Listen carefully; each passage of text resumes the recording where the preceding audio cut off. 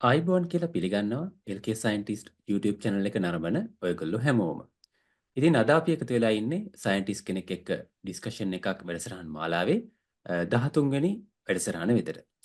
වෙනද වගේම අදත් අපි තවත් සුවිශේෂී මාතෘකාවක් සාකච්ඡා කරන්නට බලාපොරොත්තු වෙනවා. ඒ වගේම තවත් සුවිශේෂී පුද්ගලයෙක් අද අපේ වැඩසටහනට එකතු කරගෙන සිටිනවා. ඉතින් අද අපේ වැඩසටහනට එකතු වෙන්නේ ආචාර්ය හාසිකා සෙනවිරත්න මහත්මිය. ඉතින් ආයිබෝන් කියලා අපේ වැඩසටහනට පිළිගන්නවා. ආයිබෝන් පුබුදු. ඔව්. ඉතින් මම අපේ ප්‍රශ්නාවලියට යන්න කලින් ඉතින් ගැන මතක් හඳුන්වා දෙන්නම්. ඇය කොළඹ විශ්වවිද්‍යාලයෙන් තමන්ගේ ප්‍රථම උපාධිය හදාරලා වර්තමානයේ සිංගප්පූරුවේ ජාතික විශ්වවිද්‍යාලයේ එනම් National University of Singapore හි විද්‍යාඥවරියක් වශයෙන් කටයුතු කරනවා. ඉතින් අද අපේ මාතෘකාව වෙන්නේ සංඛ්‍යානය.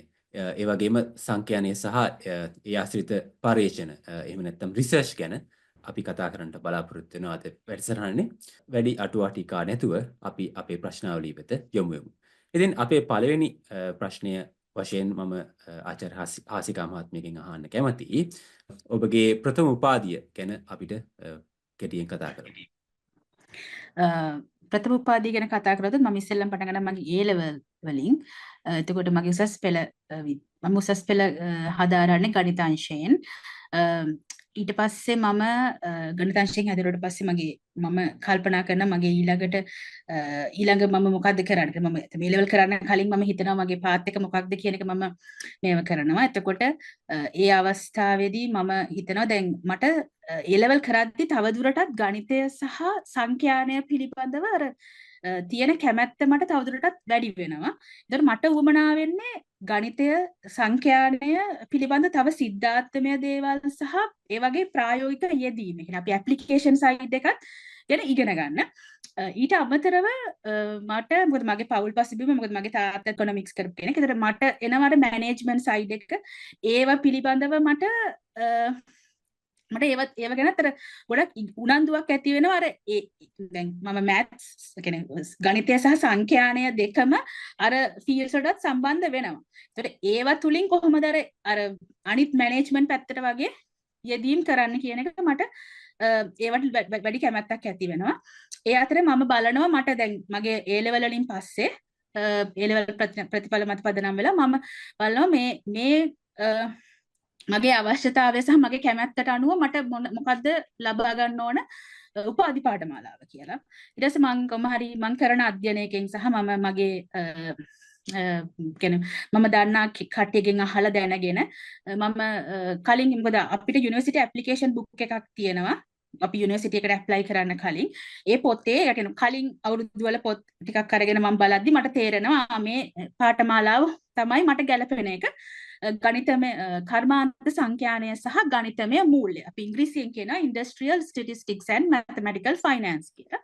ඒතර ඒ ඩිග්‍රී එකේ මම දැනගන්නවා ප්‍රධාන විෂයන් 4ක් තියෙනවා. එකක් ගණිතය mathematics, අනිත් එක statistics සංඛ්‍යානය, management science කියන්නේ අපි කළමනාකරන විද්‍යාව කියලා කියන්න පුළුවන්. ඊළඟට පරිගණක විද්‍යාව computer science. ඒතර මේ ප්‍රධාන විෂයන් 4 මත පදනම් වෙලා තමයි අනිත් විෂයන් ඒක ඇතුලේ තියෙන්නේ. එතකොට මට හිතෙනවා මේක තමයි මට ගැළපෙනම දේ මගේ කැමැත්ත සහ මගේ ආසාව මත. ඉතින් ඒක එතකොට මම තෝරගන්නවා මේ උපාධි පාඨමාලාව. අනිත් එක මේක තියෙන කොළඹ විශ්වවිද්‍යාලය. මොකද මගේ කැමැතිම විශ්වවිද්‍යාලය තමයි කොළඹ විශ්වවිද්‍යාලය. ඒතර කොළඹ විශ්වවිද්‍යාලයට මට එන්න සුදුසුකම් ලැබෙනවා මේ ඩිග්‍රී ප්‍රෝග්‍රෑම් එකට. මොකද දැන් මම A level වලින් පස්සේ මම ඇප්ලයි කරනවා. මට මගේ සුදුසුකම් අනුව මට මේකට එන්න සුදුසුකම් ලැබෙනවා මේ උපාධි පාඨමාලාවට. දැන් මේ ඩිග්‍රී එක ගැන කතා කරොත් මේ කර්මාන්ත සංඛ්‍යානය හා ගණිතමය මූල්‍ය මේකෙන් ඇත්තටම උසස් අධ්‍යාපනය කරන්න කැමති කෙනෙකුට උසස් අධ්‍යාපනය කරන්නත් පුළුවන්. ඒ වගේම අපි හිතමුකෝ ඉන්ඩස්ට්‍රි යන්න කැමති කෙනෙක් කෙනෙකුට ඉන්ඩස්ට්‍රි යන්න කැමති කෙනෙකුට ඒ අවස්ථාවත් ලබා ගන්න පුළුවන්. දැන් ඉන්ඩස්ට්‍රි අපි උදාහරණයක් ගත්තොත් දැන් ඉන්ෂුරන්ස් ඉන්ඩස්ට්‍රි එකට අපිට එන පාත් එක මේ ඩිග්‍රී එක හරහා හදා ගන්න පුළුවන් වෙනවා. එක්සැම්පල් එකක් ගත්තොත් දැන් ඇක්චුරි කෙනෙක් වෙන්න අපි දන්න ප්‍රොෆෙෂනල් එක්සෑම්ස් කරන්න ඕන. එතකොට ඊට අමතරව මේ ඩිග්‍රී එක හරහා ඒ බේස් එක හදා ගන්න පුළුවන් වෙනවා ඉන්ෂුරන්ස් ඉන්ඩස්ට්‍රි එකට එන්න. ඊට අමතරව දැන් ගොඩක් ඕගනයිසේෂන්ස් වල රිස්ක් මැනේජ්මන්ට් රිස්ක් ඇසස්මන්ට්ස් එනවා. එතකොට මේ ඩිග්‍රී එක හරහා අපිට ඒ දේවලුත් අපි ඉගෙන ගන්නවා. එතකොට අපිට ඒ රිස්ක් මැනේජ්මන්ට් රිස්ක් ඇසස්මන්ට්ස් කියන පැත්තටත් යොමු වෙන්න පුළුවන්. තව කතා කරොත් ෆයිනෑන්ෂල් ඇනලිස්ට්. ෆයිනෑන්ෂල් ඇනලිස්ට් කෙනෙක් වෙන එක වෙන්නත් පුළුවන් මේ ඩිග්‍රී එක හරහා. මේවා මේ උදාහරණ මම දෙන මීට වඩා තව opportunities හැදෙනවා. මේවා සරල උදාහරණ කෙනෙකුට මේ ඩිග්‍රී ප්‍රෝග්‍රෑම් එකෙන් ලබා ගන්න පුළුවන් දේවල්. එතකොට දැන් CFA කෙනෙක්ද Chartered Financial Analyst. එතකොට CFA කෙනෙක් වෙන්නත් මේ ඩිග්‍රී පාත් එක හරහා අපිට මූලික අඩිතාලම දාගන්න පුළුවන්. අර තමන් කැමති පැත්ත තෝරගන්න easily මේ ඩිග්‍රී එකෙන් පුළුවන්. සස් අධ්‍යාපනය වගේම ඉන්ඩස්ට්‍රි එක්ස්පීරියන්ස් එකක් මේකෙන් ගන්න පුළුවන්. මොකද මේකේ සිද්ධාන්තමය දැනුම වගේම ප්‍රායෝගික දැනුම ලබා ගන්න පුළුවන් නිසා. ඊළඟට මේ ඩිග්‍රී එක ගැන කතා කරොත් දැන් ඒව තමයි opportunities මේ ඩිග්‍රී එකෙන් ගන්න පුළුවන්. තව තියෙනවා දැන් මේවා පොඩි අදහසක් තමයි මේ ඩිග්‍රී එකෙන් දෙන්නේ. ඊළඟට ඩිග්‍රී එක ගත්තොත් මේක අවුරුදු 3ක්, ඒ කියන්නේ සාමාන්‍ය උපාධිය විදියට අවුරුදු 3න් කෙනෙකුට ඩිග්‍රී එක අරගෙන යන්න පුළුවන්. විශේෂ උපාධිය අවුරුදු 4යි. මේකේ විශේෂ උපාධි දෙකකට යන්නේ. නම මොකද? කර්මාන්ත සංඛ්‍යානය හා ගණිතමය මූල්‍ය. Industrial Statistics and Mathematical Finance. එතකොට Industrial Statistics කියන කට්ටිය පළවෙනි සහ දෙවෙනි අවුරුද්දේ ප්‍රතිඵල පත්‍ර පදනම් වෙලා ඒ ස්පෙෂල් ඩිග්‍රීස් දෙකට එලිජිබල් ලිස්ට් එකක් හදා ගන්නවා. තුන්වෙනි අවුරුද්දේ මුල දෙවෙනි අවුරුද්ද අවසාන වෙනකොට. එතකොට ඒ එලිජිබල් ලිස්ට් එකේ කර්මාන්ත සංඛ්‍යානය ඉන්ඩස්ට්‍රියල් ස්ටැටිස්ටික්ස් කරන කට්ටිය ස්ටැට් ඩිපාර්ට්මන්ට් එකට සම්බන්ධ වෙනවා.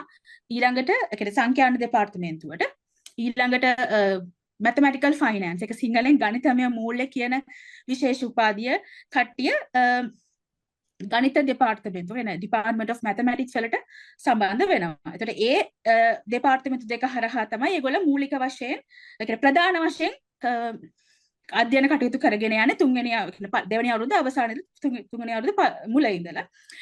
එතකොට හැබැයි එතන අර ඒ වුණාට දැන් අනිත් දැන් කියන හිතන්නකෝ ගණන් කරන ළමයින්ට කියන්නේ ගණිත මේ මූල්‍ය ෆයිනෑන්ෂල් මැතමැටිකල් ෆයිනෑන්ස් කියන උපාධි පාඨමාලාව කරන කට්ටියට සංඛ්‍යාන දෙපාර්තමේන්තුවේ විෂයන් ගන්නත් පුළුවන්කම තියෙනවා. අර සංඛ්‍යාන දෙපාර්තමේන්තුවේ කට්ටියටත් එහෙමයි. අර එහෙම මේකක් නෑ. එතකොට අරක ප්‍රධාන විදියට යනවා. හැබැයි අපිට අර elementary elective courses විදියට අපිට ගන්න පුළුවන්කම තියෙනවා courses. ඊළඟට දැන් හිතන්නකෝ කෙනෙක් තුන්වෙනි අවුරුද්දෙන් ඕනේ යන්න ඕනෙත් නැහැ. හැබැයි ස්පෙෂල් ඩිග්‍රී එකක් විශේෂවේදී උපාධියක් කරන්න සුදුසුකම් ලබන්නෙත් නැහැ. එතකොට කොළඹ විශ්වවිද්‍යාලයේ තියෙනවා මේ 4 year general කියලා එකක්. එතකොට අර එක GPA එක පදනම් වෙලා මොකද තව ඩිග්‍රීස් සයන්ස් ෆැකල්ටි එක ඇතුලේ තියෙනවා කොළඹ විශ්වවිද්‍යාලේ. ඒ පදනම් වෙලා GPA එක. එතකොට මේ අපේ උපාධියට ගැලපෙන විදිහට GPA එකට අපිට ඒ 4 year general එකත් කරන්න පුළුවන්. ඒ හරහාත් කට්ටියට ඇප්ලිකේෂන් පැත්ත දැන් එක්සැම්පල් එකක් විදිහට IT මේජර් කරන්න කැමති කෙනෙකුට IT පැත්ත සිලෙක්ට් කරගෙන යන්න පුළුවන්. ඒතර කෙනෙකුට එහෙම කරපු කට්ටිය ඕන තරම් ඉන්නවා. software engineersලා software programmersලා එහෙම වෙන්න පුළුවන් කට්ටිය ඉන්නවා කෙනෙක්. ඒ පැත්තට ගිහිල්ලා එතනින් බේස් එක හදාගෙන යන කට්ටිය ඉන්නවා. ඒ වගේ. හරි. එතකොට ඔබ ප්‍රථම උපාධිය සම්පූර්ණ කරේ කොළඹ විශ්වවිද්‍යාලයෙන්. ඉන් අනතුරුව ඔබ මාස්ටර්ස් එකක් කරා, PhD එකක් කරා. මේවා ගැන අපි පොඩ්ඩක් කතා කරමු. ඔබේ වර්තමානයේ දක්වා ඔබගේ අධ්‍යාපන ගමන ගැන අපි පොඩ්ඩක් කතා කරමු. හොඳයි පුබුදු. මම ඉස්සෙල්ලම පටන් ගන්න අතරම මගේ මේ ස්පෙෂල් ඩිග්‍රී එකෙන් මම ඇයි ඒ ස්පෙෂල් ඩිග්‍රී එක පටන් කරන්න තෝරගත්තේ කියන එක. මම මගේ පළවෙනි අවුරුද්ද සහ දෙවෙනි අවුරුද්ද රිසල්ට්ස් මත පදනම් වෙලා මම එලිජිබල් වෙනවා ස්පෙෂල් අර මම කලින් සඳහන් කරපු ස්පෙෂල් ඩිග්‍රීස් දෙකටම industrial statistics and mathematical finance. හැබැයි මම තෝරාගන්නේ mathematical finance ස්පෙෂල් ඩිග්‍රී එක. මොකද මට අර කොයි වුණත් අර මට ගණිතය කියන එක තවදුරටත් ඉගෙන ගැනීමේ අවශ්‍යතාවය තිබුණා. ඒ වගේම මොකද අපිට යුනිවර්සිටි එකෙත් අපිට ගයිඩ් බුක් එකක් දෙනවා. ඒතර යුනිවර්සිටි ගයිඩ් බුක් එකේ අපිට අවුරුදු 4ටම අදාළ කෝසස් ටික අපිට කලින් බලන්න පුළුවන්. ඒතර ඒ කෝසස් ටික බැලුවහම මට මගේ අවශ්‍යතාවය සහ මගේ ඉදිරි ගමනට අවශ්‍ය දේවල් මේ කරගන්න පුළුවන්. මේ උපාධි පාඨමාලාව හරහා ගියොත් මොකද ඒකෙත් මට ඉගෙන ගන්න පුළුවන්කම ලැබෙනවා සංඛ්‍යානය විෂයන් වගේම අර මම කියපු මැනේජ්මන්ට් සයන්ස්, මාකටිං, කවුන්ටිං, එතකොට කම්පියුටර් සයන්ස්, ඉකොනොමික්ස් වගේ සබ්ජෙක්ට්ස් මට ඉගෙන ගන්න හම්බ වෙනවා මැත් බේස් එකත් එක්ක. එතකොට ඒ නිසා මට උමනා වෙන්නේ ඒවත් ඉගෙන ගන්න. ඒ නිසා මම ගණිතමය මූල්‍ය කියන mathematical finance කියන ස්පෙෂල් ඩිග්‍රී එක කරන්න මම යොමු වෙනවා. ඊට පස්සේ දැන් කැම්පස් එකේ ඉන්න ගමන් තමයි ඊට උසස් අධ්‍යාපන කටයුතු සඳහා මම යොමු වෙන්නේ. කියන්නේ ඒක මගේ පොඩි කාලේ තිබිච්ච ඉඳලා පොඩි හීනයක් ඒක. උසස් අධ්‍යාපනයක කියන PhD එකක් දක්වා ඉගෙන ගන්නවා කියන එක.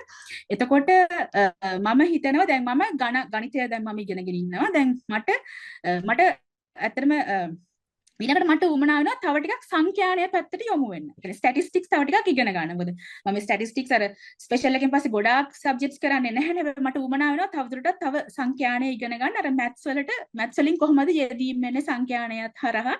ඒ වගේ නිකන් මට යෙදීම් ඉගෙන ගන්න උවමනා වෙනවා. ඒ නිසා මම ස්ටැටිස්ටික්ස් කරන්න පෙළඹෙනවා. එතකොට මම බලනවා මට ඩිරෙක්ට් PhD යන්න මට සුදුසුකම් තිබුණත් මම බලන්නේ මාස්ටර් එකක් කරන්න ස්ටැටිස්ටික්ස් වලින්. එතකොට මම ස්ටැටිස්ටික්ස් වලින් මාස්ටර් එකක් කරද්දී එතෙන්දිත් මම හිතනවා අර දැන් ගණිතය සහ සංඛ්‍යානය කියන දෙකම තියෙන දෙපාර්තමේන්තුවකට යොමු වෙන්න. ඒතර මට කොහොමත් කලින් ඉඳලම හිතාගෙන හිටියේ මේ USA වල උසස් අධ්‍යාපනය හදාරන්න. එතකොට මම අර අපි කොහොමත් යුනිවර්සිටි ඇප්ලයි කරන්න කලින් අපි නිකන් රිසර්ච් එකක් කරනවා කොහොමද මොනවද යුනිවර්සිටිස් වල තියෙන කෝසස් ඩිග්‍රීස්. එතකොට මාස්ටර්ස් එකෙත් මම එතකොට බලනවා දැන් mathematics and department of mathematics and statistics කියන එක මට ඔළුවේ අර ඕන අරගෙන දෙකම තියෙන එක.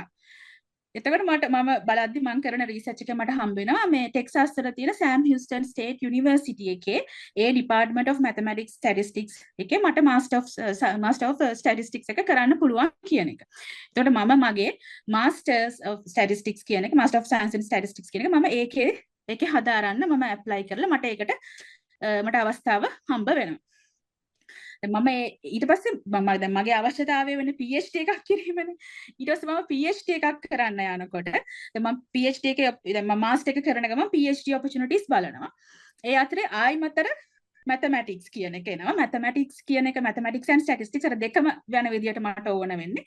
මම රිසර්ච් කරනවා යුනිවර්සිටි ගැන. එතකොට මට හම්බ වෙනවා වර්ජීනියා වල ඕල් ඩොමිනියන් යුනිවර්සිටි එකේ තියෙනවා PhD in computational and applied mathematics එකේ අපිට mathematics concentration උත් පුළුවන් statistics concentration උත් පුළුවන්. ඒතර මට ගණිතය විෂයනොත් ඉගෙන ගන්න උවමනාව තමයි තියෙන්නේ. මම අර statistics කරාට. එහෙනම් මම අර යුනිවර්සිටි එකට ඇප්ලයි කළා මට මගේ තියෙන qualifications වල මට ඒ යුනිවර්සිටි එක හම්බ වෙනවා. ඒතර මම ඒකේ PhD එක ඒක මොකද මට කරන්න ඕන වෙන්නේ ගොඩක් රට theoretical statistics, classical statistics and mathematics එක mathematics subjects ඉගෙන ගන්න ගමන් එතකොට මට තව කෝසස් කරන්න උවමනාවක් තියෙනවා.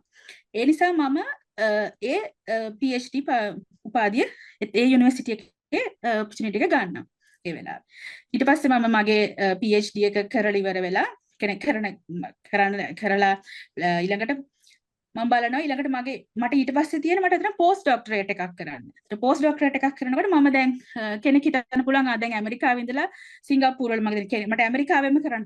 මම අර ඇමරිකාවෙම විතරක් නෙවෙයි මම තව රටවල් වල කියන වෙනත් රටවල් වලත් මට කැමති දේ තියෙන පෝස්ට් ડોක්ටරේට් තියෙන මම හොයලා බැලුවා. මම ඒ ගැනත් රිසර්ච් එකක් කරනවා. එතකොට මම ඇප්ලයි කරන්න වෙනවා අපිට. ඇප්ලයි කරාම මට ඔපචුනිටිස් එනවා තවත්. ඒකට මම ඒ අතර ගන්න මම Singapore national university of Singapore වල තියෙන department of statistics and data science වල පෝස්ට් ડોක්ටරේට් ෆෙලෝෂිප් එක තමයි මම ගන්න ඒ වෙලාවේ. මගේ PhD එකෙන් පස්සේ. ඊට මම ඊට පස්සේ සිංගප්පූරට මූ වෙනවා. USA වල ඉඳලා මගේ පෝස්ට් ડોක්ටරේට් එක කරන් දැන් මම පෝස්ට් ડોක්ටරේට් එක කරන ගමන් තමයි ඉන්නේ. දැන් අපි පොඩක් සංඛ්‍යානේ එහෙම නැත්නම් ස්ටැටිස්ටික්ස් පැත්තට යමු. ඇත්තටම මොකද්ද ස්ටැටිස්ටික්ස් එහෙම නැත්නම් සංඛ්‍යානේ කියලා කියන්නේ? ඇයි අපිට ස්ටැටිස්ටික් වැදගත් වෙන්නේ? ස්ටැටිස්ටික්ස් කියන්නේ අතර මේක හරිම මේ බ්‍රෝඩ් ඒරියා එකක්. එතකොට අපි නිකන් සරලවම ගත්තොත් අපි දන්න භාෂාවෙන් අපි කතා කරොත් ස්ටැටිස්ටික්ස් කියන්නේ දත්ත. ඒ කියන්නේ ඩේටාත් එක්ක තමයි ගනුදෙනුවක් තමයි අපි කරන්නේ. අපි කියන්නේ ගනුදෙනුවක් කරන ස්ටැටිස්ටික්ස් වලින් ගන්න ස්ටැටිස්ටික්ස් කියන්නේ දත්ත රැස් කිරීම, දත්ත සැකසීම දත්ත සමාලෝචනය කිරීම සහ දත්ත විශ්ලේෂණය කිරීම තුළින් නිගමනවලට එළඹීම. ඒක තමයි සරලවම අර්ථ දැක්වීම අපිට ස්ටැටිස්ටික්ස් වල කතා කරන්න පුළුවන්. මොකද ඇත්තට මේක ස්ටැටිස්ටික්ස් කියන්නේ ගණිතයේම ශාඛාවක් කියලාත් අපිට කියන්න පුළුවන්. මොකද අපි ස්ටැටිස්ටික්ස් වලට ගොඩක් ගණිතය පාවිච්චි කරනවා. ඒ කියන්නේ ස්ටැටිස්ටික්ස් වල ඩීප් යන්න නම් අපිට හොඳ මැතමැටික්ස් බෑග්ග්‍රවුන්ඩ් එකක් තියෙන්නම ඕන. ඒක ඇත්තම කියන්නේ ස්ටැටිස්ටික්ස් ඩීප්ලි ඉගෙන ගන්නවා නම් ගොඩක් ස්ටැටිස්ටික්ස් වල يعني behind the story ඉගෙන ගන්න ගොඩාක්ම දේවල් අර ඒක අපිට easily mathematics background එක තියෙන කෙනෙකුට easily ඉගෙන ගන්න පුළුවන්කම ලැබෙනවා.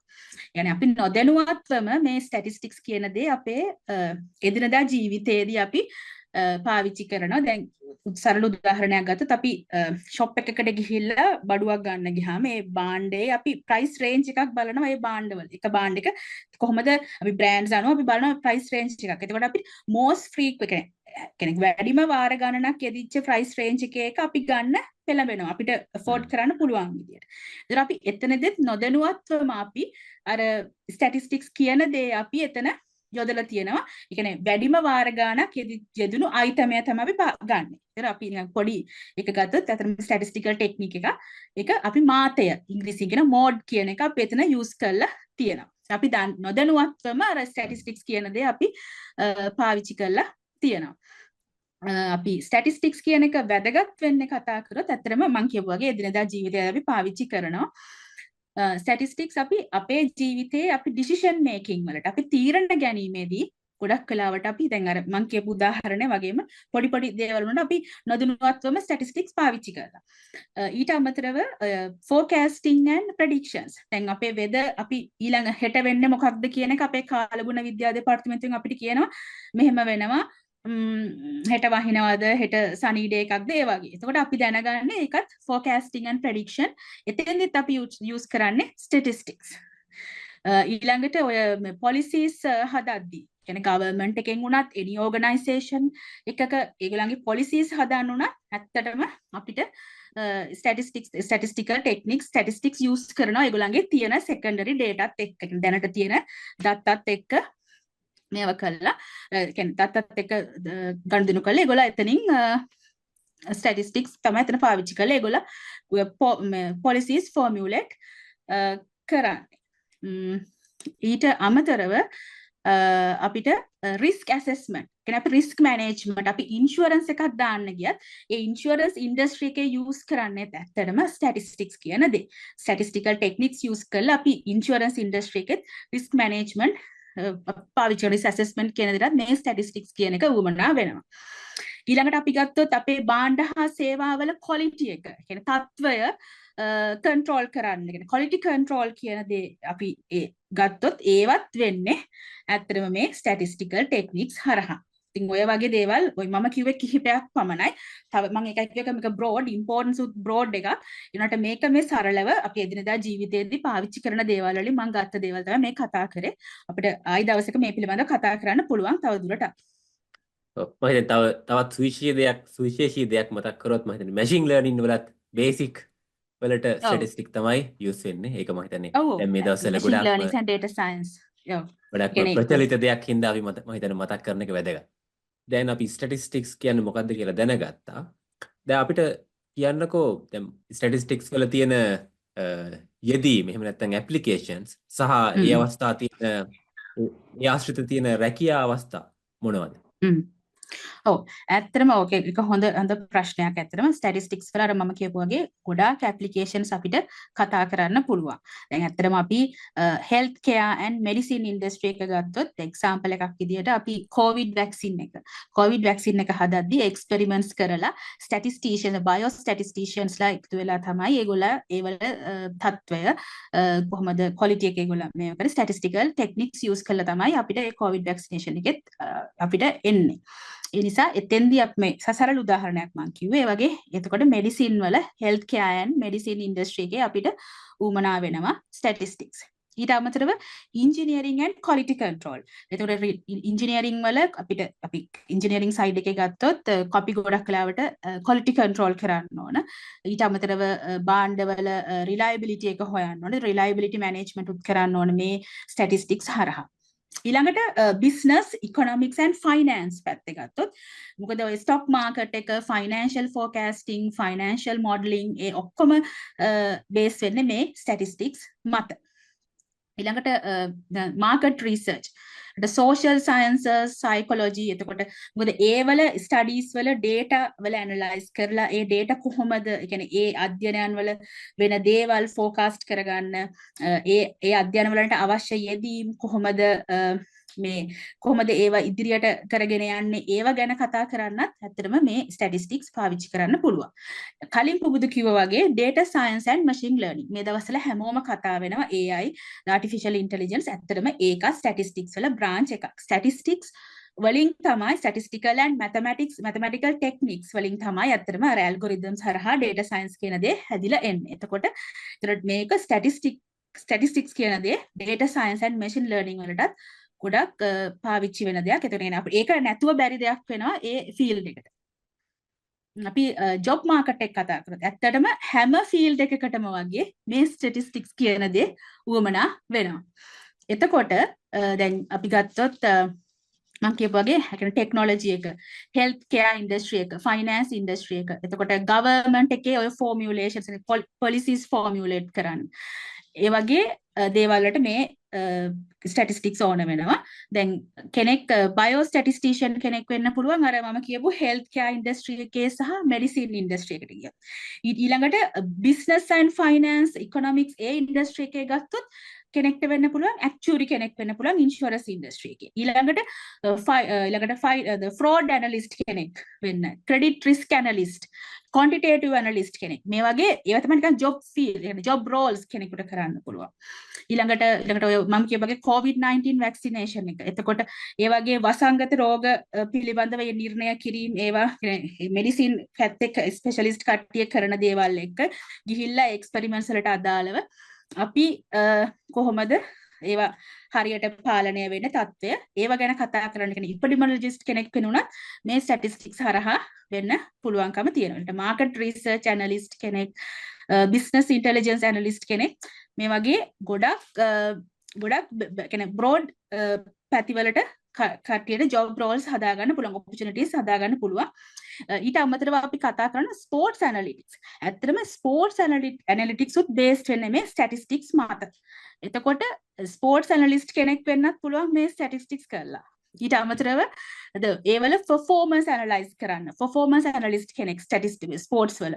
එතකොට ඒ පැත්තටත් මේ ස්ටැටිස්ටික්ස් කරන කෙනෙකුට යොමු වෙන්න පුළුවන්. ඒකට බේස් එක හදාගන්න පුළුවන්කම ලැබෙනවා.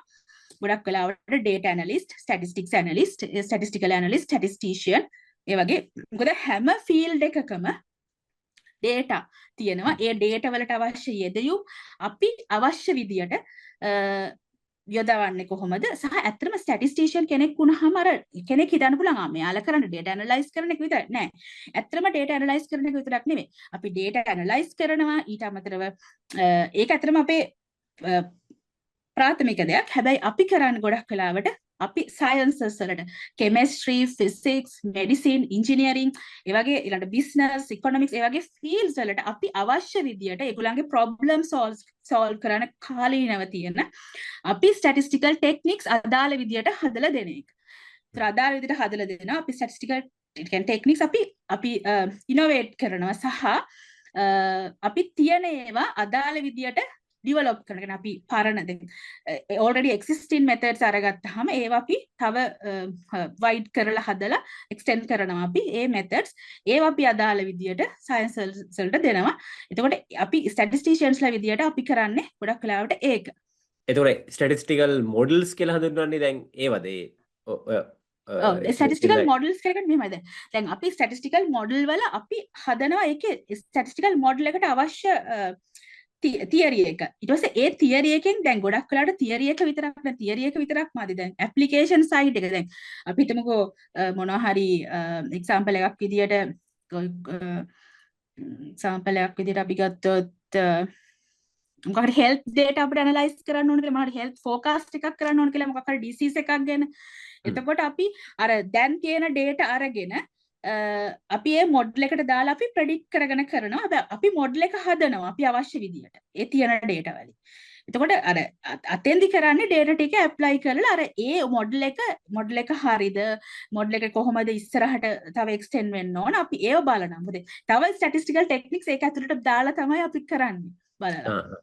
මොකද අපි මොඩල් එකක් හදුවා මේ මොඩල් එක හරිද මොඩල් එක මේකට ගැලපෙනවද අපි ඒක ඉෆෙක්ටිව්නස් එක අපි ගොඩක් ඇනලිසිස් කරනවා මම ඒව මෙතනදි කතා කරන්නේ නැහැ මොනවද කියන එක ඒ ඇනලිසිස් කත් කරලා ඊට පස්සේ අපි මොකද අපි ගොඩක් වෙලාවට අපි සිමියුලේෂන්ස් කරලා තමයි මේ මොකක් හරි මොඩල් එකක් හරි මොකක් හරි මෙතඩ් එකක් හරි අපි හරි කියලා කියනවා ඊට පස්සේ අපි ඒක ඇප්ලිකේෂන් සයිඩ් එකට දැන් දානවා මොකද ඊට පස්සේ තමයි අපි මේ ඇප්ලිකේෂන්ස් වලින් ඔය අපිට අවශ්‍ය තොරතුරු අපිට හරියට එනවනම් අපි මේ මොඩල් එක එලියට දෙන්නේ මේ මොඩල් එකෙන් මේ විදිහට මේ යෙදවීමට පාවිච්චි කරන්න පුළුවන් කියන්නේ. හරි. එතකොට අපි අපේ මාතෘකාව පොඩ්ඩක් වෙනත් අතකට අරන් යන්.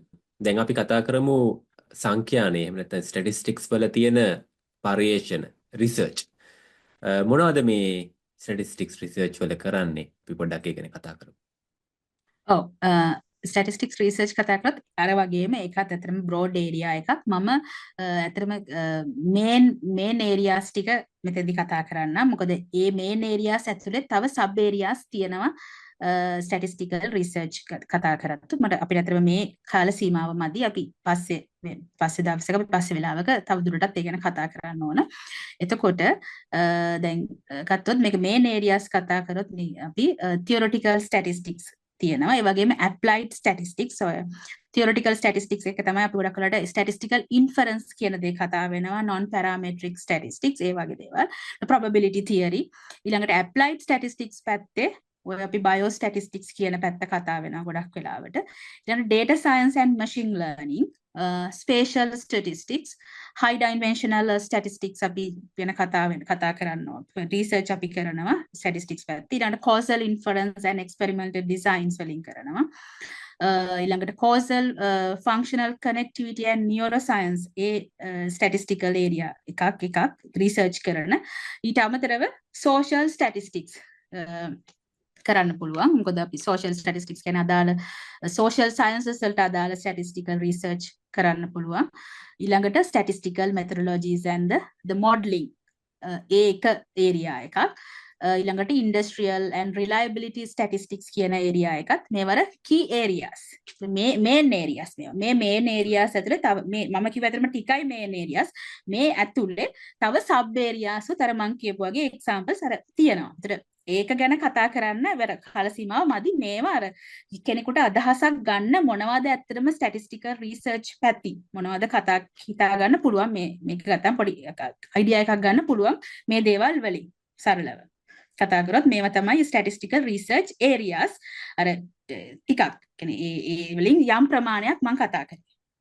ඉතින් මම පොඩි අතුරු ප්‍රශ්නයක් අහන දැන් ස්ටැටිස්ටික්ස් රිසර්ච් කරන්නේ ඇත්තටම දැන් කම්පියුටර්ස් භාවිතා කරලාද නැත්නම් මොන හරි දැන් අපන් දන්නවා බයොලොජි වල වගේ නම් වෙට් ලැබ් තියෙනවා දැන් ස්ටැටිස්ටික්ස් වලට එහෙම විශේෂ දෙයක් අවශ්‍යද කම්පියුටර් එකක් තියෙනවා ඩේටා තියෙනවා නම් ඒ වගේ දෙයක් කරන්න පුළුවන්ද ඔක් ඇත්තටම ස්ටැටිස්ටික්ස් වලට කම්පියුටර් එකක් අවශ්‍ය වෙනවා මොකද අපි ඇත්තටම ස්ටැටිස්ටිකල් මෙතඩ්ස් අපි ටෙක්නික්ස් අපි අඳුන්වලා දෙනවා එතකොට අපි එතනින් අපි කරන්න ඕන අපි සිමියුලේෂන්ස් කරන්න ඕන ඊට අමතරව අදාළ ඇප්ලිකේෂන්ස් වලට අපි දාලා ඒක ඇනලිසිස් පාර්ට් එක කරන්න ඕන සමහර වෙලාවට ඔය හයි ඩයිමෙන්ෂනල් ඩේටා එහෙම આવොත් අපිට සමහරවිට අපේ තියෙන කම්පියුටර්ස් වලින් කරන්න බෑ එතකොට අපි ක්ලස්ටර් කම්පියුටිං සමහර සිමියුලේෂන්ස් අපිට අපි ළඟ තියෙන කම්පියුටර් එකෙන් කරන්න මොකද ඒකට ගොඩාක් වෙලා යනවා ගොඩක් අපිට මේ ප්‍රමාණය මදි වෙනවා එතකොට අපි ක්ලස්ටර් කම්පියුටින් වගේ දේවල් වලට අපි පාවිච්චි කරන්න ගන්නවා අපි ඒවට වෙනම අපි ඒක යුනිවර්සිටිස් වල අදාළ ඉන්ඩස්ට්‍රීස් වල ඒව තියෙනවා අපිට අවශ්‍ය විදියට ඒ පාවිච්චි කරන්න පුළුවන් කියන්නේ අපිට ඩිස්ටන්ස් මේන්ටේන් කරගෙන අපිට ගෙදර ඉඳන් ඒකට අපිට ඇක්සස් තියෙනවා අපිට වැඩ කරන්න පුළුවන් මෙහෙම මම හිතනවා ඔබ සඳහන් කරන්නේ high performance computing clusters yes HPC high කියලා performance computer HPC ඒක තමයි තමයි cluster computing කියලා මම කිව්වේ high performance computers අපිට පාවිච්චි කරන්න වෙනවා දැන් මම ඇහුවා ඇත්තටම මේ statistics වලට කම්පියුටර් එකක් අවශ්‍යද කියලා. ඉතින් දැන් මේ programming දැනුම භාවිතය කොහොමද statistics වල දැන් language එකක් අපි ඉගෙන ගන්න ඕනද statistics කරන්න? මෙහෙමයි. එහෙම එක ලැන්ග්වේජ් එකක් කියලා නැහැ. තමන්ට තියෙන නොලෙජ් එක සහ තමන්ට ඒ කියන්නේ අවශ්‍ය පරිදි කියන තියෙන අපි ඩෙවලොප් කරපු මෙතඩ් එකට අනුව සහ අපිට තියෙන සිමුලේෂන්ස් එතකොට අපිට තවදුරටත් අපි ඇප්ලිකේෂන් එකකට දාලා ඒක ඇනලයිස් කරද්දී අපිට අවශ්‍ය විදියට අවශ්‍ය ප්‍රෝග්‍රෑම් එක අර පාවිච්චි කරන්න වෙනවා. එතකොට අපි ගොඩක් වෙලාට ස්ටැටිස්ටිකල් ප්‍රෝග්‍රෑම්ස් කියලා අපි කතා කරනවා R අපි ඉගෙන ගන්න පුළුවන්. ඒගොම SAS, MATLAB, Python, C, C++ තව තියෙනවා මම යම් ප්‍රමාණයක් කිව්වේ. එතකොට අර මම කියන්නේ ප්‍රෝග්‍රෑමර් කෙනෙක් වගේ දැනුම තියෙන්න ඕන කියලා. නමුත් යම් තාක් දුරකට ප්‍රෝග්‍රෑමින් ගැන දැනුමක් තියෙන්න ඕන. එතකොට අර කරගන්න පුළුවන්. ඇත්තටම අද නම් තාක්ෂණයේ දියුණු වෙලා ගොඩක් අපිට පොඩි දෙයක් අපි බේස් එකක් දැනගත්තාම අපිට ඊළඟ ටික අල්ලගෙන යන්න පුළුවන්. මොකද ගොඩක් ප්ලැට්ෆෝම්ස් තියෙනවා අපිට ඉගෙන ගන්න පුළුවන්. අපිට ඉන්ටර්නෙට් එක හරහා Google කරාම අපිට ඕන එකක් හොයාගන්න පුළුවන්කම තියෙනවා. ඒතකොට අර certain extent එකකට අපිට දැනුම තියෙනවනේ. මොකද ඇත්තටම දැන් අපි නිකන් එක ටෙක්නික් එකක් හැදුවා කියලා මදි. ටෙක්නික් එකක් ඩෙවලොප් කරා කියලා මදි. අපි ඒ ටෙක්නික් එකේ effectiveness එක ඒ ටෙක්නික් එක කොහොමද මොනවටද ගැලපෙන්නේ ඒව අපි දෙන්න ඕන.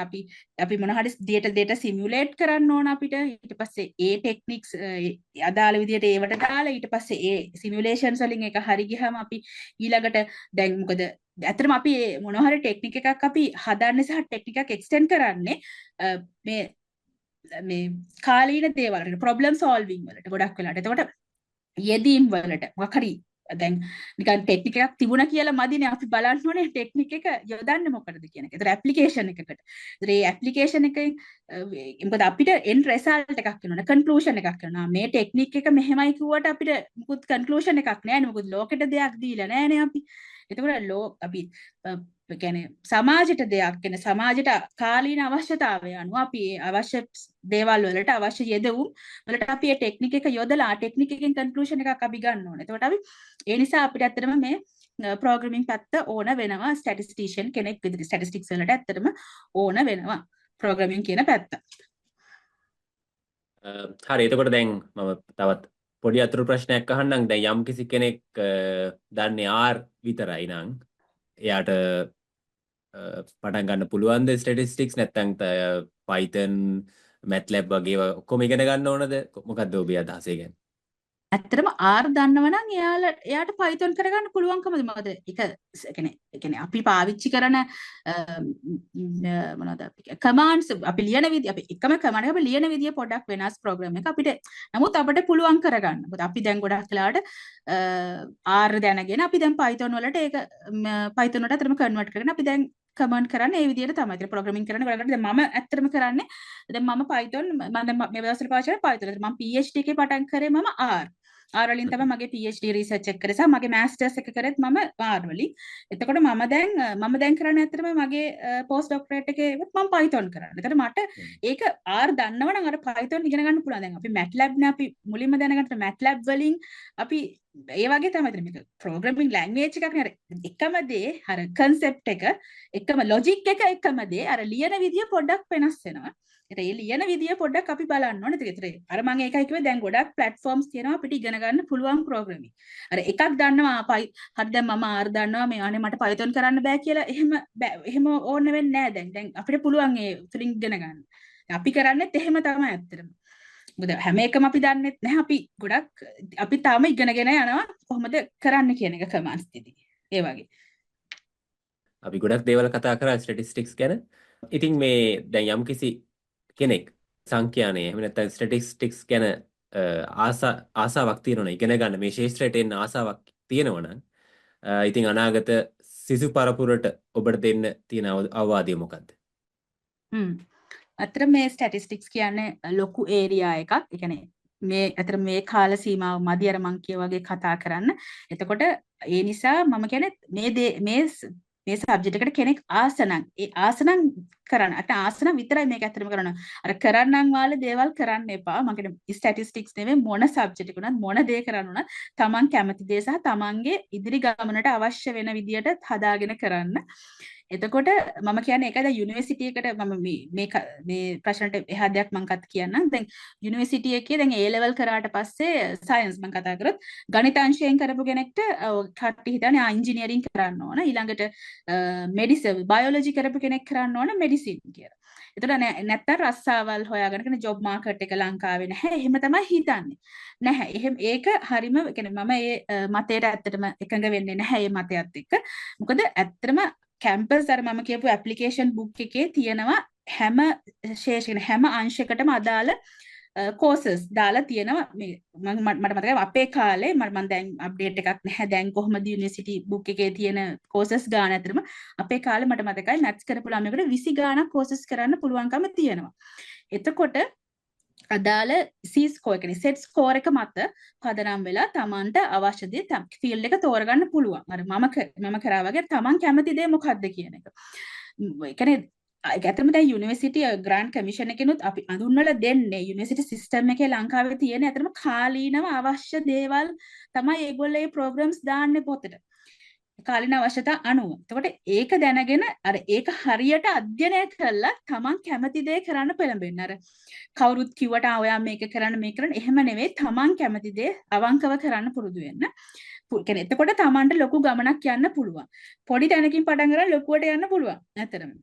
පොඩි අපිට දුක් වෙන නරකයි අපි මෙඩිසින් කරන්න බැරුණා අපි ඉන්ජිනියරින් කරන්න බලන් මගේ රිසල්ට් චුට්ටක් මදි මේ යන්න එහෙමකට ඊළඟ එකට යන්න ගිහිල්ලා බලන්න ඊළඟට මොනවද කරන්න පුළුවන් තමන් ඊළඟට මොකද ඉන්ජිනියරින් වල වල ඊළඟට දෙවෙනි කැමැත්තක් කෙනෙකුට තියෙන්න පුළුවන් ඒ කැමැත්ත මොකක්ද මොකද එකම කැමැත්ත මේ එල්මෙල ඉන්නේ නැහැ ඊට පස්සේ ඒක ගැන දුක් වෙවි ඉන්න නෙවෙයි ඊළඟට මොකද්ද තමන්ගේ පාත් එක හදාගන්න පුළුවන් කියන එක බලන්න ඊට පස්සේ පුළුවන් මේ යන්න මොකද අතරම යුනිවර්සිටි එකේ පොතේ ගොඩක් විස්තර තියෙනවා ඊට අමතරව ඔයගලන්ට ඒ කෝසස් ගැන මම දන්න තරමින් කතා කරන්න පුළුවන් යුනිවර්සිටි එකට කෝල් කරලා වුණත් විස්තර දැනගන්න පුළුවන් යුනිවර්සිටි එක හරහා ගොඩක් දේවල්. ඉතින් අර ඒ වගේ කරන්න කියලා තමයි මම කියන්නේ යුනිවර්සිටි එකකට ඒ කියන්නේ ලංකාවේ යුනිවර්සිටි එකකට යන්න බලාපොරොත්තු වෙමින් ඉන්න කෙනෙකුට A level කරලා. ඒතකතර මේ ස්ටැටිස්ටික්ස් පැත්තට කතා කරොත් ඇත්තටම ස්ටැටිස්ටික්ස් පැත්තේ ගොඩාක් ඔපචුනිටිස් තියෙනවා. අර මම කිව්වා වගේ උසස් අධ්‍යාපනයට වගේම ඉන්ඩස්ට්‍රි යන කෙනෙකුටත් ලොකුවට තැනින් පටන් අරගෙන ලොකු ගමනක් යන්න පුළුවන්කම තියෙනවා. ඒ නිසා බය නොවි පටන් ගන්න අර එක තැනක හිර වෙන්න එපා කියන එක තමයි මම කෙනෙකුට උපදෙස් දෙන්නේ. අපේ වැඩසටහනේ අවසානයේ විතර තමයි අපි ඇවිල්ලා තියෙන්නේ. ඉතින් අවසාන ප්‍රශ්නේ වශයෙන් මම අහන්න කැමති ඔබ ජීවිතයේ දැනට ලබා ඇති ලොකුම ජයග්‍රහණය මොකක්ද? ඇත්තටම කතා කරොත් මම මේ ආපු ගමන ගැන මම තෘප්තිමත්. මොකද මේ මම කැමති දේ මම කරන්නේ සහ මම ආස මේ මට අවශ්‍ය වුණ දේ ගමන තමයි මම මේ ඇවිල්ලා තියෙන මගේ ජීවිතේ. ඒකට මම මේ ගමන ගැන මම ඇත්තටම තෘප්තිමත් ගොඩක්ම. මට tangible awards හම්බෙලා තියෙනවා. non academic and academic පැත්තේ. මොකද මම PhD කරන කාලේ academics විතරක් නෙවෙයි මම මොකද කරා මම extra curricular activities උත් ඇත්තටම කරා. මට ඒවටත් university awards හම්බෙලා තියෙනවා. හැබැයි ඒව මගේ tangible awards. හැබැයි ඒව නෙවෙයි මගේ මේ ආපු ගමන ගැන තමයි මට ඇත්තටම විශාල තෘප්තියක් මට ඇති වෙලා තියෙන්නේ. මේ ගමන. මොකද මම කැමති දේ එකයි මම හැමතිස්සෙම කියන්නේ තමන් කැමති දේ තෝරගන්න. තමන්ට අවශ්‍ය දේ මොකක්ද කියලා තෝරගෙන කරගෙන යන්න කියලා තමයි මම කියන්නේ. ඒ ප්‍රශ්නයත් සමග අපේ වැඩසටහනේ ප්‍රශ්නාවලිය අවසానයි. ඉතින් අපි අද ඉගෙන ගත්ත අද සාකච්ඡා කර සංඛ්‍යානීය ස්ටැටිස්ටික්ස් සංඛ්‍යානීය ආශ්‍රිත පර්යේෂණ ගැන. ඉතින් අපි තවත් මම හිතන්නේ මේ ඔස්සේ කතා කරද්දී තවත් රසමුසු දේවල් කතා කරන්න පුළුවන් අපිට. ඉතින් තවත් දවසක අපි ඔබව සහභාගී කරව ගන්නට බලාපොරොත්තු වෙනවා මේ විශේෂ මාතෘකා කතා කරන්නට. තවත් වැදගත් දේවල් තියෙනවා ගොඩක්. දැන් ඔබ අද සඳහන් කරේ සමහර දේවල් වල මාතෘකා විතරයි. ඉතින් මේ අපිට මම හිතන්නේ ඕන තරම් කතා කරන්න පුළුවන්. ඔබට ඕන තරම් කතා කරන්න දේවල් තියෙනවා. ඉතින් අපි තවත් දවසක හමු වෙමු. ඉතින් අපි වැඩසටහනට එකතු වෙන එක ගැන අපි ඔබට ස්තුතිය පළ කරනවා. ඒ වගේම ඔබේ අනාගතය ගැන අනාගතය වෙනුවෙන් අපි සුබ පතනවා. ඉතින් ආයුබෝවන් කියලා ඔබට සමු දෙනවා. ආයිබෝන් පුබුදු බොහොම ස්තුතියි මාව මේ වැඩසටහනට සම්බන්ධ කර ගැනීම පිළිබඳව. මොකද මේක කෙනෙකුට ඇත්තටම දැනුම බෙදෙන ප්ලැට්ෆෝම් එකක් මේක. හොඳ වැඩක් ඔයා කරන්න මේක. මේක අපි මම තවදුරටත් මේ පිළිබඳව කතා කරන්න අපි තව දවසක හමු වෙමු. මොකද මේ අද කතා කරේ අතරම බොහොම කෙටියෙන් දේවල් පිළිබඳව බොහොම ස්තුතියි සහ ඔබගේත් සියලු අනාගත බලාපොරොත්තුවම ඒකාකාරව ඉටු වේවා කියලා මම ප්‍රාර්ථනා කරනවා. ආයිබෝවන්. ස්තුතියි.